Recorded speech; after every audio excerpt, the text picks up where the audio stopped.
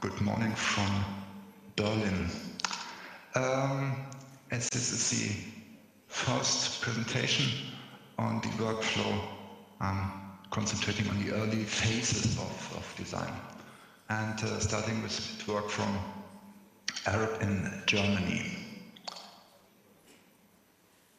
Our current status here in Germany is that we do all projects as BIM projects, and therefore the presentation is about the workflow we apply to our projects.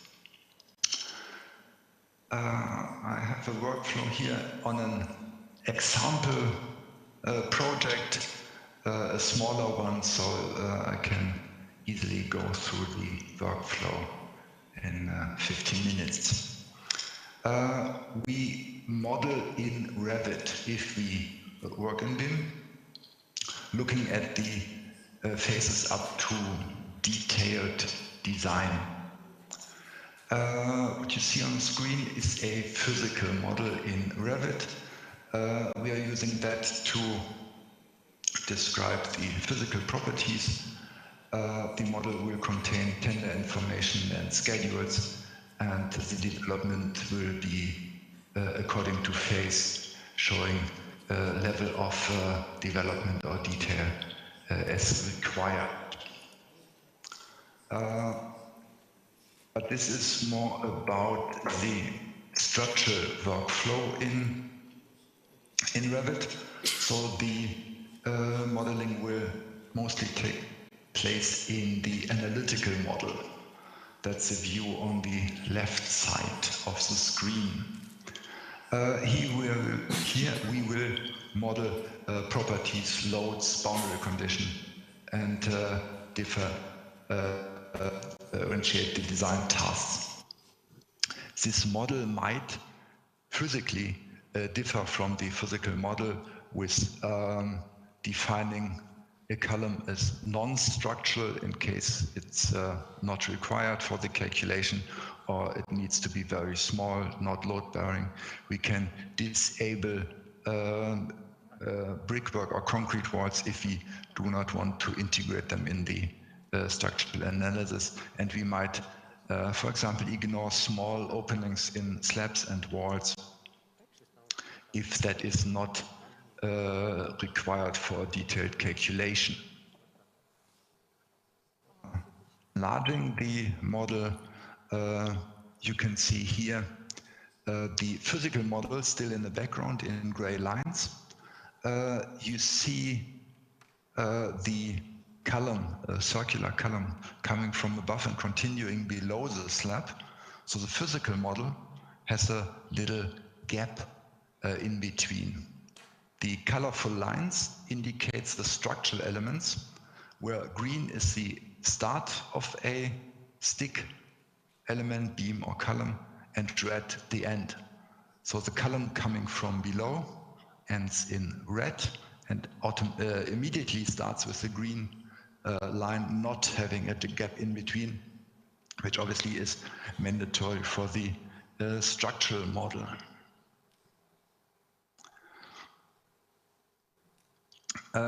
Defining the information, we use the analyze, partly the analyze interface in Revit, which is for all structural tools which can be applied to or linked into Revit as Robot GSA, that's our own development, or SOFiSTiK, or other tools using IFC interfaces.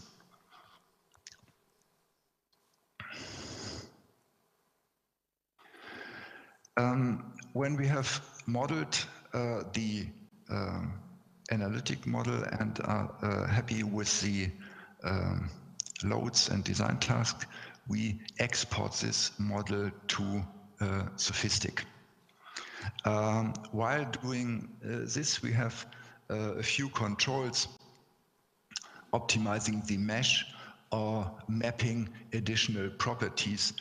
An example, when we have a material which is defined in Revit as concrete C3037.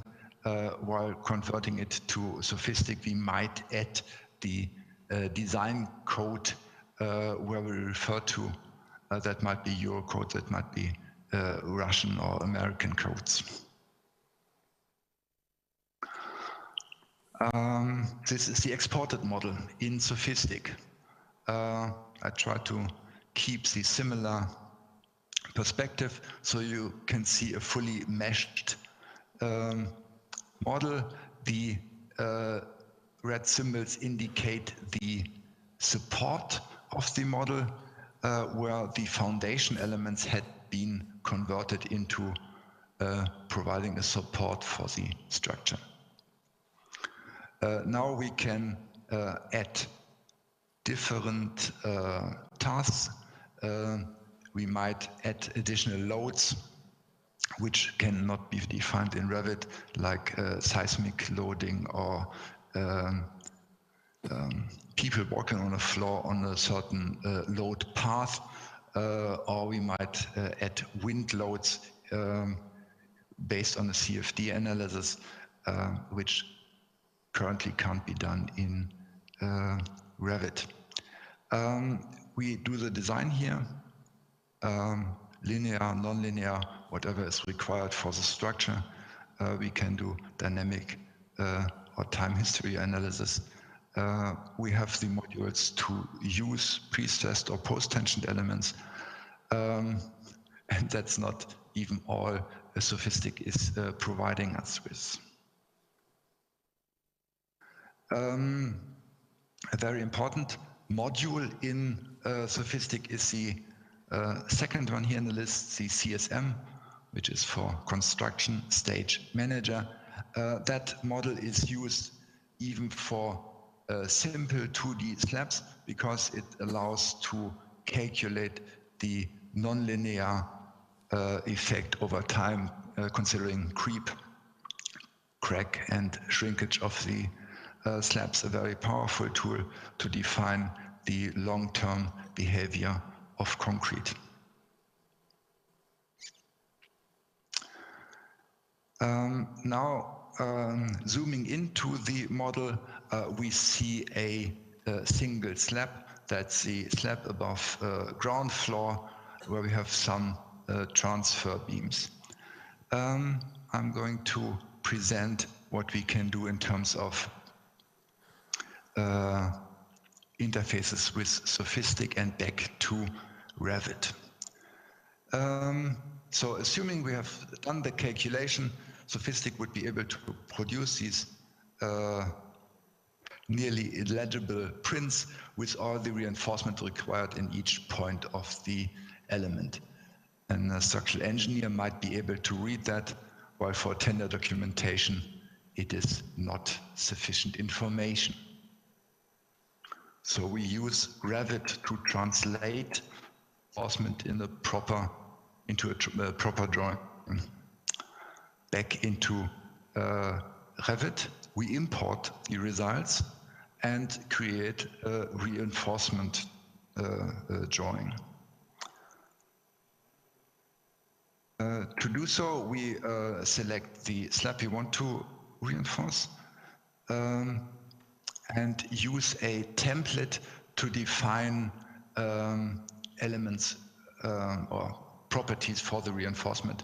We can choose what type of diameter we want, the selection of diameters we want. We can choose how big the differentiation between different lengths of elements is, and many other things which are saved in a template to drive the automatic generation of reinforcement.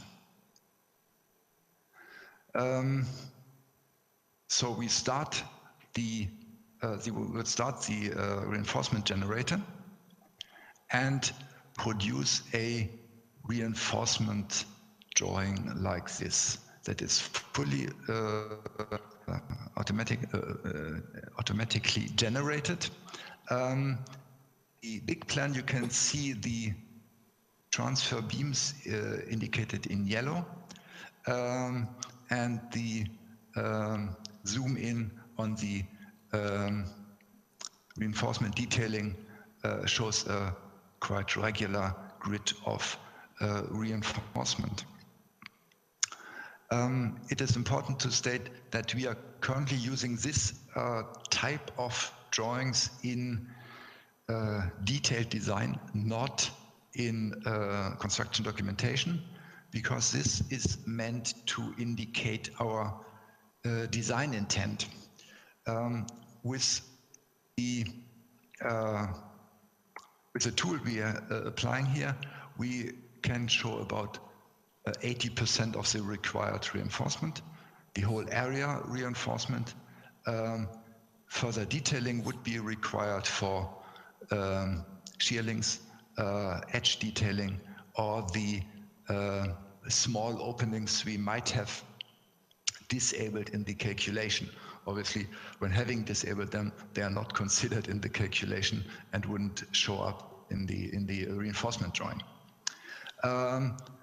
So that is a drawing which goes out with our finite element calculation, explaining what type of reinforcement we want in our structural elements. And that will feed into the bills of quantities for the tender documentation.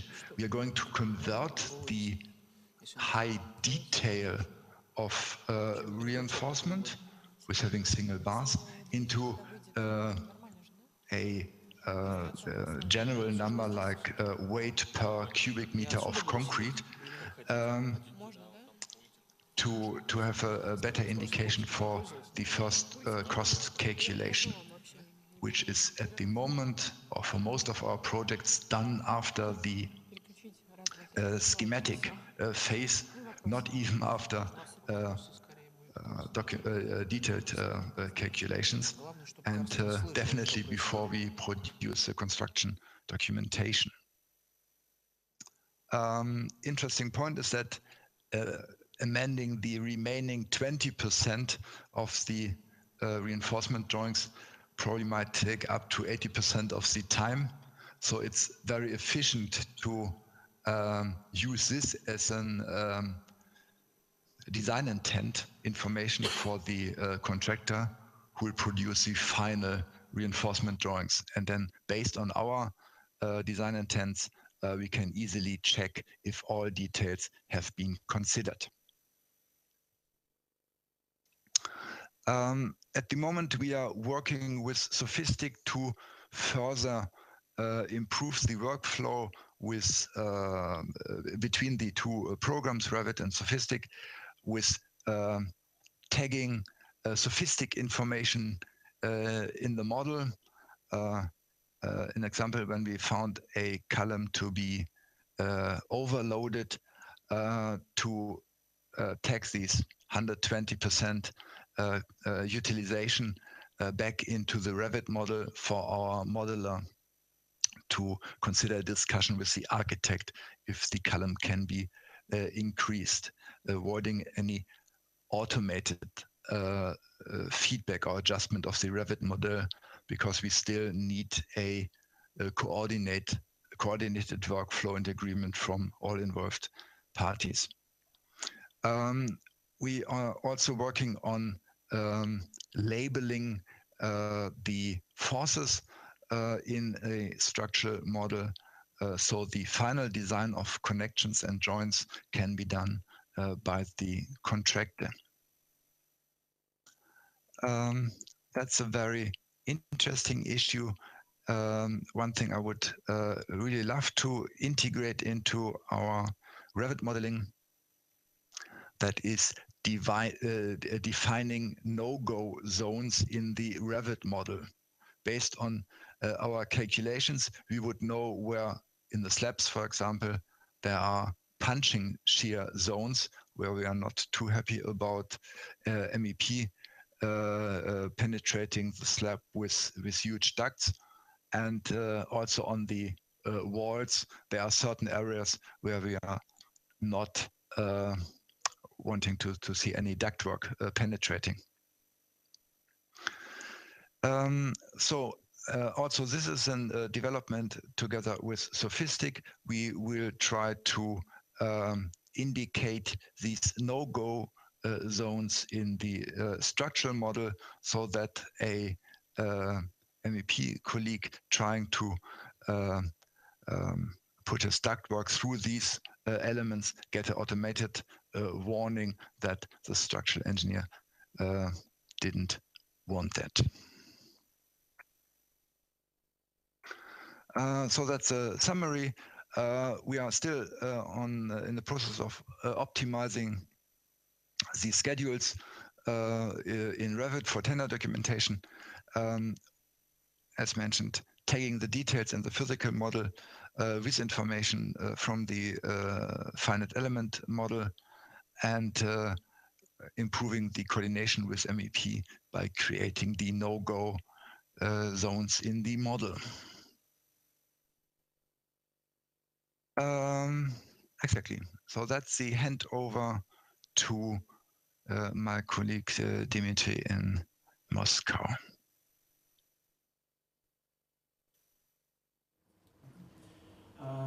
Now, good morning. I'm Dmitry Rozhkov from ARUP, Moscow. I'll tell you a few words about our experience of using SOFiSTiK plus Revit. In general, our ARUP's Moscow office have been working with SOFiSTiK since 2006-2007, and we started with a joint operation between the German office in Berlin and the office in Moscow. Actually, at present, we have published we have completed two projects in BIM, 100%, with complete cooperation between Revit and SOFiSTiK, and all further projects, BIM projects, will be completely done in Revit, and the link Revit to SOFiSTiK is one of the major ones for us. Let me tell you a few more words about our first joint projects, Germany, Russia, with our Berlin office. You know it perhaps. It's a project near the Setun River in the Minsk street, a large territory, and all those objects which resemble extraterrestrial constructions have been modeled in SOFiSTiK. We carried out complete 3D modeling of all the buildings at the conceptual phase in Berlin, and the further model was exported to Moscow, where it was finalized to show to the customer.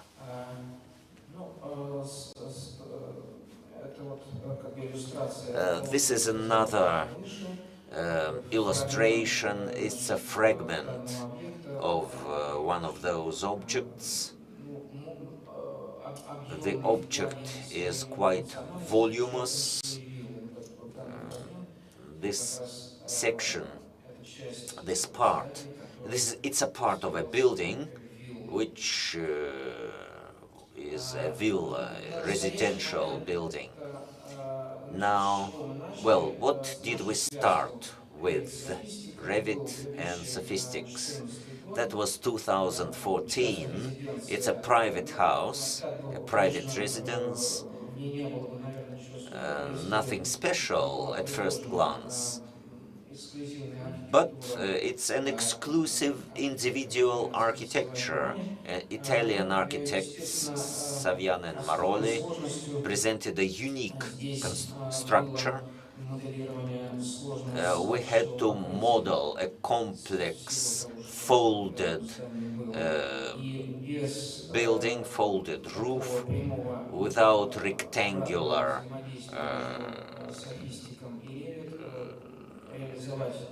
shapes, with a lot of non-rectangular, non-direct angles.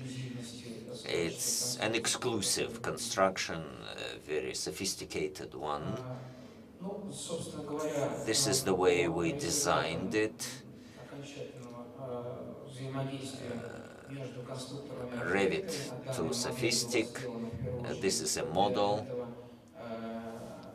that we developed, and we built it, we developed it, calculated everything, and on the basis of that model we developed final solutions, including all the drawings and all the rest, concrete and arming. The second object where we used Revit to SOFiSTiK link is the Honeywell Plant 2015-2016. The plant was located in Lipetsk, Russia. It's an assembly plant where they assemble Honeywell appliances. A large building with a lot of buildings, objects, and here one of the main tasks for ARUP's Moscow office was to develop a Revit model, and then our task was to use Revit plus SOFiSTiK with maximum efficiency. The building, as you can see, is one of the most problematic from the viewpoint of Revit to SOFiSTiK interchange.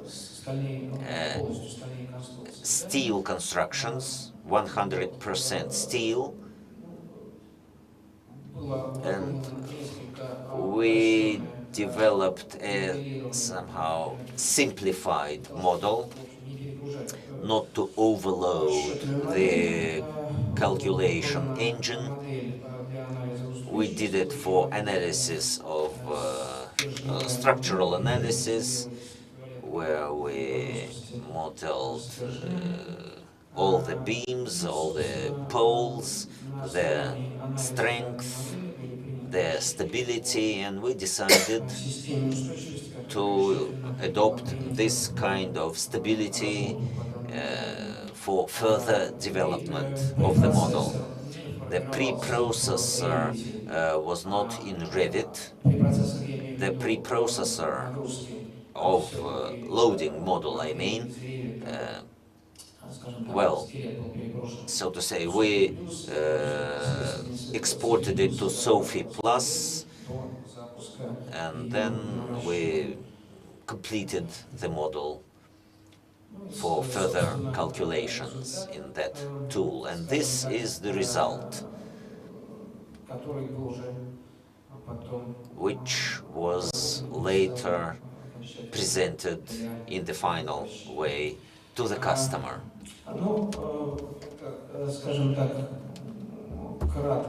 This is briefly the experience of our Moscow office. We are at the beginning of the way in comparison to our Berlin colleagues, who are our very well experienced, well-developed people, experts.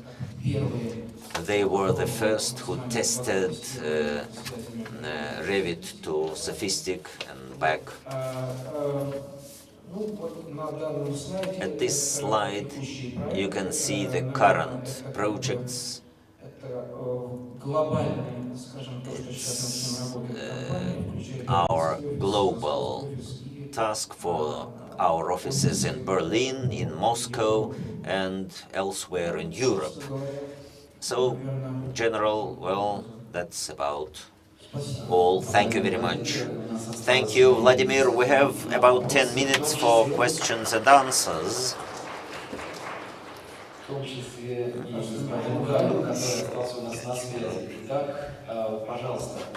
Now, have you got any questions? Have you got any connections to Berlin? Thank you. Do you hear me? My name is and CEO of the company. So I'll ask my question in English. So first of all, colleagues, thanks for your presentation, both Carsten and Dmitry. So my question is about the processes but between the two offices in Moscow and in Germany. How do you coordinate the teams, the construction teams between the offices? I mean, you work on the same projects, and do you use any software to coordinate, I mean, time and task or time and task tracking system? So the question is, how do you coordinate? Могу спросить, перевести по-русски. Вопрос в том, что есть две распределенные команды архитекторов. Соответственно, Напомню, вопрос 30 секунд. Carsten, do you hear us? Yeah. Shall I answer the question? Yes, I think so. The collaboration is easy in our workflow because we both use Revit, so we don't have to use a different program to do the coordination. We share our model, and while we, for a project in Russia, probably would do the earlier phases, Moscow can easily take over and doing the later phases in the same model. The same applies to the calculations. We do the calculations in Germany in the SOFiSTiK environment. When we are happy with our design outcome, we send the model, calculation model, over to Moscow. Our colleagues can review the documentation and print and issue the full calculation in Russian to the authorities. Thanks a lot. Спасибо.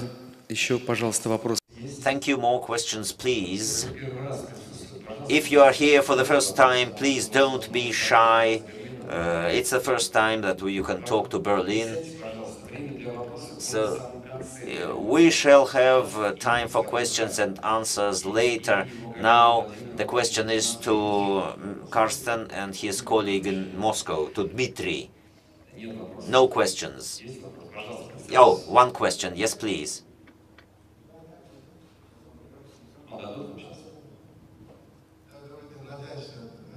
have this question for the concept of beam. Now we have talked about only concrete, yes? And what about rest of the structures? I mean, except steel and... Пожалуйста, представьтесь, кто вы такой? Представьтесь, какую компанию... Who are you? Who do you represent? Хотя бы. Yes, my name is Raja Ishrat. I am from Moscow, here, Moscow, yes. So I have a question. But what about rest of the structures and the details of the buildings, how they will be included in the beam, except structural two elements, yes? We have steel structures and concrete structures. But fully the detailing of the buildings, what about the details? I mean, as I understand that we should have, in beam, we should have all the details, yes? Inside the architectural and structural overall structures, yes. So what about that information? Dimitri, shall I? Дмитрий, вы сможете ответить? Shall I answer the question? Yes, I think so. Carsten, you would be the best person for that. Okay. So Thank you. first, it's in our BIM models we also have other construction materials, as for example, timber, where we do a lot of projects at the moment. The level of detail obviously depends on who's holding or owning the model. When we do the normal work up to construction documentation, our models will hold the steel profiles, timber beams, or concrete walls and reinforcement. While when it goes to detailing, the contractor will take over with his final detailing because especially in steel and timber, the production is nowadays fully automated. So we will see computer-aided manufacturing, and the preparation of the digital data to cut, saw, and weld the elements will finally done by the contractor, where we kind of step back to a reviewing role only. So the elements will be included in the model up to construction phasing. It's a change of the owner of the model. And I wouldn't title it architecture or structure. It will be a full building model, including all disciplines. Пожалуйста, еще вопросы? Будьте добры, представьтесь только. 30 секунд на вопрос. Здравствуйте, меня зовут Александр, компания «Формат». Good morning. I'm Alexander from Fermat, from Tolyatsi. We design projects in Kamchatka and Kurilsky Islands in seismic regions. So in Russia, we have no notion of seismic-proof buildings. So do you have any experience with projects for seismic countries with SOFiSTiK, and does SOFiSTiK have any advantages for? Question to Carsten. So we did a lot of projects in Kamchatka and in the Far East, where the seismic situation is, difficult, and there was no notion of seismic stability in Russia so far. So have you got any projects with SOFiSTiK in terms of seismic stability in Russia? In Russia? Yeah, we had a few. We considered seismic for the opera building in Perm, Yes. which we did with David Chipperfield Architects.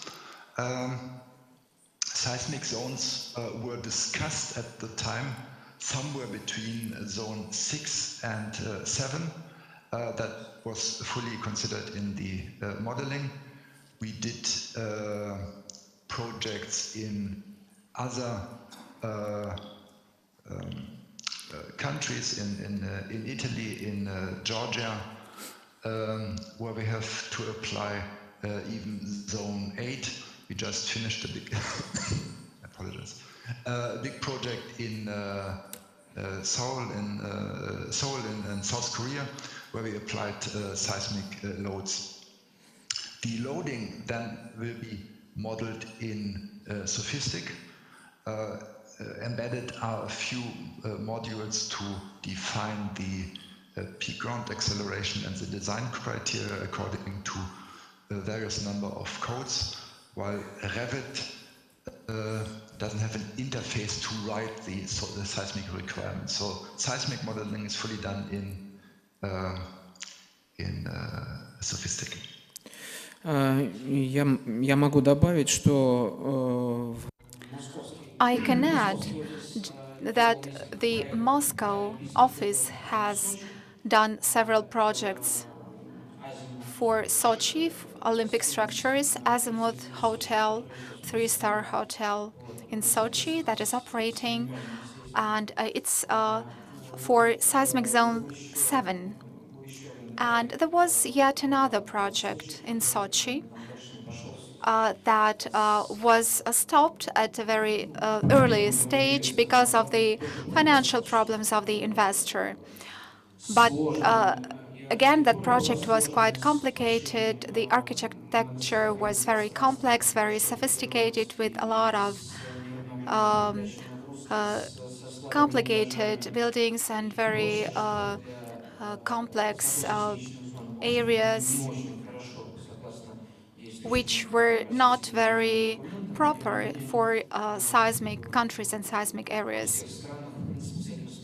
But in many countries, there are solutions with that. ARUP has experience with designing such buildings in SOFiSTiK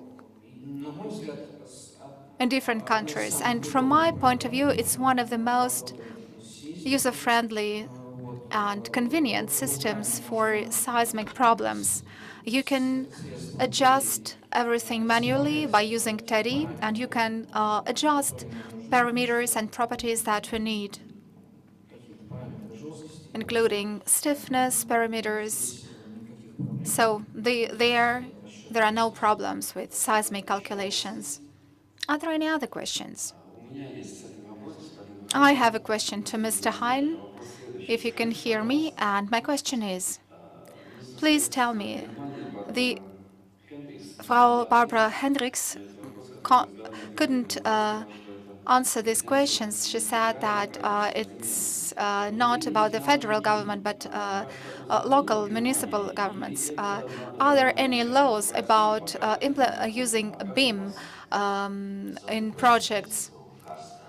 Some time ago, the Minister of Construction in Germany, Barbara Hendricks, told me that the issues of BIM, legislation and compliance, is not under her jurisdiction. It's a different ministry.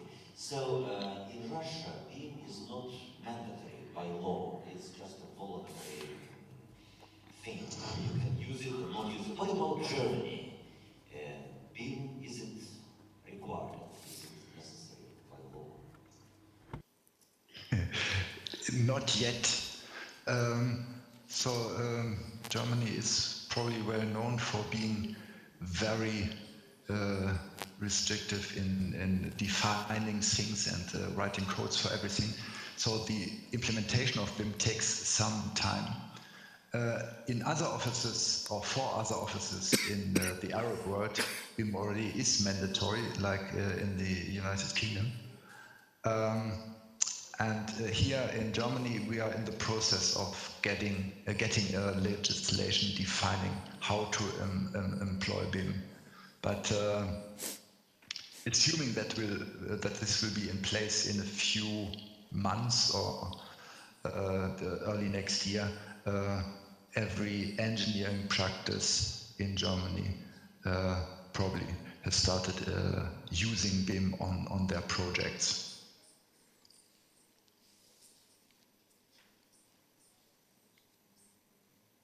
Позвольте маленькое уточнение. Скажите, пожалуйста, а какое Short clarification. Is there any association that developed BIM? Legislation for BIM. Which professional community took part in the process of making a draft of the law for BIM in Germany?